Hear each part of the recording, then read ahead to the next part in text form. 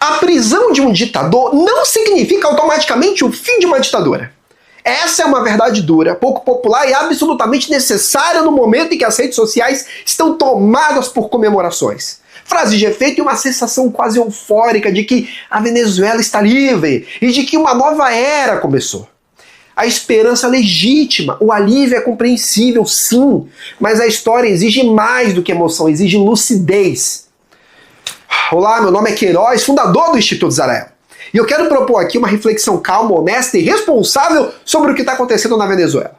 Não para negar a importância da prisão de Maduro, nem para esfriar a esperança do povo venezuelano, mas para evitar um erro clássico que a humanidade comete repetidas vezes: acreditar que o problema de um país se resume a um único homem. Ditaduras não são apenas pessoas. Ditaduras são estruturas de poder. É claro que o ditador importa, ele centraliza decisões, simboliza o regime e coordena a máquina estatal.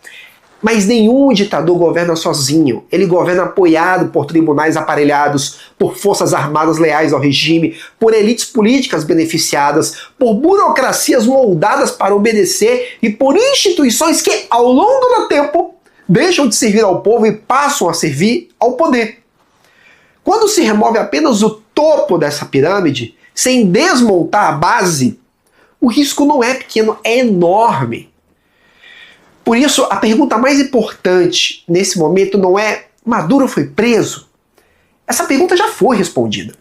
A pergunta que realmente importa é: o sistema que sustentava Maduro foi desmontado ou continua de pé? Porque se as estruturas permanecem, a ditadura pode até mudar de rosto, mas não de natureza. Os tribunais continuam os mesmos? A Suprema Corte, o Judiciário, seguem ocupados por pessoas indicadas e moldadas pelo regime anterior? A cúpula militar continua composta pelos mesmos generais que garantiram a sobrevivência da ditadura por anos?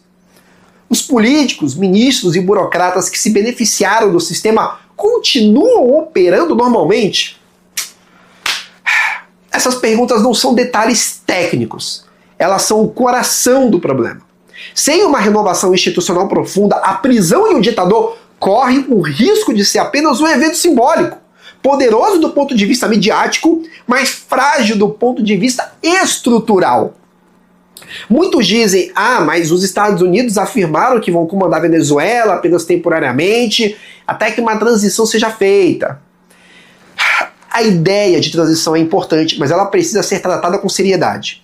Transição não é uma palavra mágica. Transição sem reforma profunda é apenas a administração provisória do mesmo problema. A pergunta decisiva não é se haverá transição, mas como ela será conduzida e com quem ela será feita. Por exemplo, vai haver uma substituição real da cúpula do Estado? Vai haver responsabilização jurídica dos que sustentaram a ditadura? Vai haver eleições verdadeiramente livres, com instituições independentes e imprensa sem medo? Ou o país continuará sendo governado, direta ou indiretamente, pelas mesmas figuras de sempre, apenas sobre nova supervisão? A história está cheia de exemplos em que um ditador cai, mas o sistema permanece intacto. Quando isso acontece, o sofrimento do povo não termina, ele apenas muda de forma. Às vezes, inclusive, se torna mais cruel, porque surge uma falsa sensação de liberdade que não corresponde com a realidade.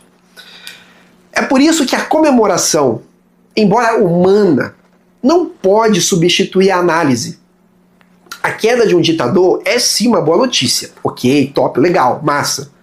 Mas ela só se transforma em libertação real quando vem acompanhada de uma reconstrução institucional profunda, de novas lideranças, de mecanismos de controle, de transparência e, acima de tudo, da devolução concreta do poder ao povo. Também é preciso reconhecer algo fundamental. Tudo ainda é muito recente. Os fatos ainda estão se desenrolando. Decisões ainda serão tomadas, arranjos políticos ainda estão sendo feitos. É cedo demais para conclusões definitivas, para declarações triunfalistas ou para sentenças históricas fechadas. Quem afirma hoje que tudo está resolvido está mais reagindo emocionalmente do que analisando a realidade.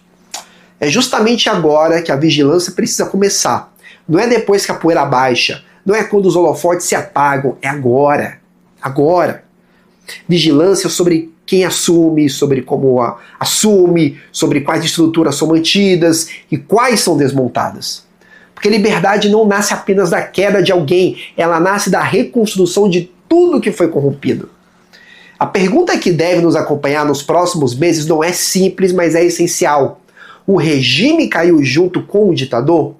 Ou apenas o rosto do poder mudou? Se a resposta for a segunda opção, a Venezuela ainda não está livre. Está apenas vivendo um intervalo entre capítulos da mesma história. E a história ensina, de forma dura, que quando se troca o nome, mas se mantém a estrutura, quem continua pagando a conta é o povo. E é exatamente para evitar isso que precisamos de menos euforia e mais lucidez. Menos torcida e mais responsabilidade moral. A esperança é legítima, mas a liberdade verdadeira exige algo mais difícil. Tempo, coragem, reformas profundas e vigilância constante. É isso que ainda está em jogo na Venezuela.